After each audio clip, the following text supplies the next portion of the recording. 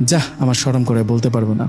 জিন বলল, আমাকে দেখে তোমার প্রেম করতে ইচ্ছা করে না? ভাল লাগে না আমাকে? সত্যি বলতে তোমাকে কদিন ধরে দেখি, কথা বলি, কিন্তু এসব নিয়ে কখনো ভাবিনি। তুমি তো আমার মনের মধ্যে ভাবনা ঢুকাই দিলা। এখন কি হবে? যেটা হবার সেটাই হবে। মনের মধ্যে অন্য কিছু ঢুকিয়ে দিয়েছ। এখন তো তোমার সাথে কথা বলতে লজ্জা লাগছে। তোমাকে ভালোবাসবো, ভালো লাগবে, এসব কথা কখনো মাথায় আসেনি। এখন তো আসছে। হ্যাঁ, আসছে। আচ্ছা, আমাকে কি তোমার ভালো লাগে? তোমার মতো এতদিন আমিও তোমাকে নিয়ে এসব ভাবিনি, কিন্তু আজ তোমার সততা, অন্যের প্রতি ভালোবাসা ও মায়া দেখে তোমাকে আমার ভালো লাগতে শুরু করেছে।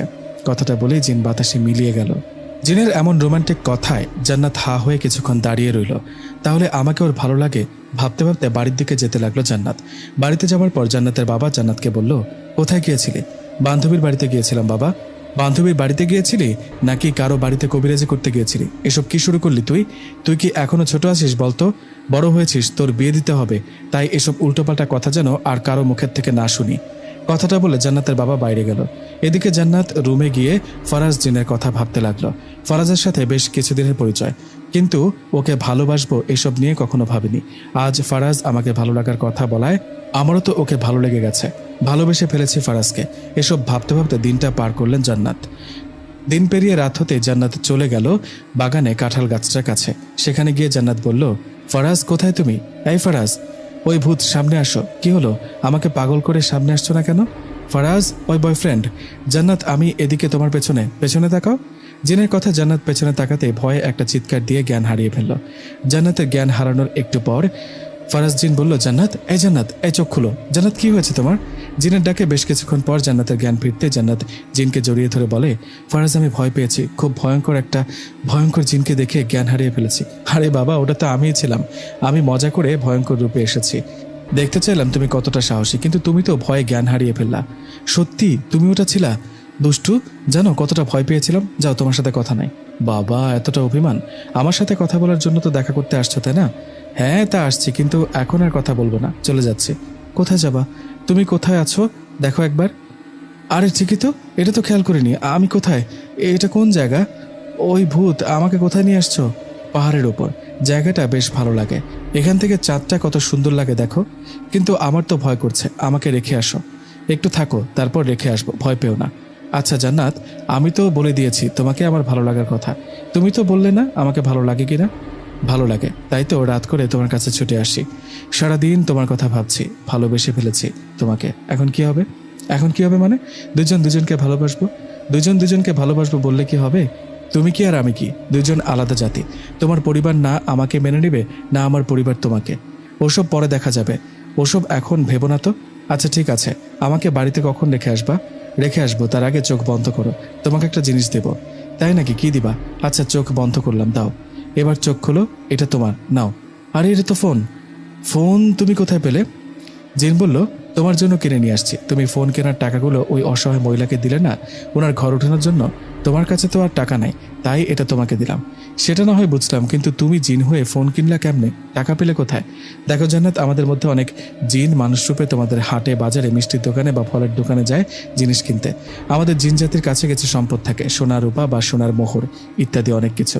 তো আমি ওগুলো বেচে মানুষরূপে তোমার জন্য ফোন কিনে নিয়ে আসছি। ফোনটা ভীষণ সুন্দর। তুমি তো আমাকে ফোন দিলা, আমি তোমাকে কি দিই বলো? ভালোবাসা দিও, এতেই হবে। আর আমার কথা গোপন রাখবে, কখনো কেউ জানলে সমস্যা হবে। এখন চলো, তোমাকে বাড়িতে রেখে আসি। কথাটা বলে জিন জান্নাতকে ওর বাড়িতে রেখে গেল। বাড়িতে আসার পর সবকিছু স্বাভাবিক। জান্নাত স্বাভাবিকভাবে ঘুমিয়ে পড়ল। এভাবে ফারাজ জিনের সাথে চলতে লাগলো জান্নাতের প্রেম। দুজনেই রোজ দেখা করত, কথা বলতো। এভাবে দুজনে ভালোবাসায় কেটে যায় 6টি মাস। 6 মাস পর এক রাতে জান্নাত ফারাজ জিনের সাথে কথা বলার এক ফাঁকে জান্নাত ফারাজকে বলল, আচ্ছা ফারাজ, তোমাকে কিছু বলার ছিল। কি কথা বলো? মা বাবা আমার বিয়ের জন্য ছেলে খুঁজছে। এখন কি করি বলো তো? তাই নাকি? এখন কি করবা তাহলে? কি করব মানে? আমি তোমাকে ভালোবাসি, তোমাকে বিয়ে করব। ফারাজ, আমি মা বাবাকে তোমার কথা জানাই, তুমিও তোমার মা বাবাকে আমার কথা জানাও। কিন্তু এটা কি মেনে নেবে? বলে তো দেখো মেনে নেয় কিনা। তুমিও তোমার মা বাবাকে বলো। ওকে ঠিক আছে, তুমি তাহলে বাড়িতে যাও, গিয়ে তোমার মা বাবাকে আজকে রাতেই সব খুলে বলো। আচ্ছা ঠিক আছে। কথাটা বলে জান্নাত বাড়িতে চলে গেল। বাড়িতে গিয়ে মা বাবাকে ডাক দিলে জান্নাত বলল, মা বাবা, তোমাদের কিছু বলার ছিল। কি কথা বল? বাবা, তোমরা আমার বিয়ের জন্য ছেলে খুঁজছো, তাই না? মা বলল, হ্যাঁ। ভালো কথা, ভালো কোনো ছেলে পেলে বিয়ে দেব। কেন, তুই কি বিয়ে করতে চাস না? তোর কি পছন্দের কোনো ছেলে আছে? হ্যাঁ মা, কিন্তু সে ছেলে মানুষ নয়। বাবা বলল, মানে? ছেলে মানুষ নয় মানে? তোর যদি কাউকে ভালো লেগে থাকে তাহলে খুলে বল। আসলে বাবা, কি করে যে বলি, তোমরা শুনলে কি বলবা বুঝতে পারছি না। বাবা, আমি যাকে পছন্দ করি, বলতে পারো ভালোবাসি, সে কোনো মানুষ নয়, সে একটা জিন। কি? একটা জিনকে ভালোবাসিস? কথাটা বলে উঠল জান্নাতের মা। এদিকে কথাটা শুনে জান্নাতের বাবা বলল, ও, এজন্যই অনেকে তোকে কবিরাজ বলে। তোর পছন্দের জিনটা মনে হয় তোর হয়ে কাজ করে, তাই না? হ্যাঁ বাবা, আমরা দুজন দুজনকে অনেক ভালোবাসি। ও জিন জাতি হলেও অনেক ভালো বাবা। যতই ভালো হোক, ও একটা জিন। আমরা এটা মানি না, মানতে পারি না। জান্নাতের মা, চুপ করো। যা হবার হয়ে গেছে, দেরি হয়ে গেছে। ওই জিনটার সাথে জান্নাতের প্রেম হয়ে গেছে। এখন ওই জিন কখনো জান্নাতকে ছাড়বে না, আমরা যতই চেষ্টা করি। আমাদের এখন মেনে নেওয়া ছাড়া কিচ্ছু করার নেই। জান্নাত বলল, কি সত্যি? বাবা, তুমি মেনে নিয়েছো? উফ, আমার বিশ্বাস হচ্ছে না। মেনে নিয়েছি এর মানে এই না যে এখনই জিনের সাথে তোর বিয়ে দেব। কদিন যাক, তারপর কেমন?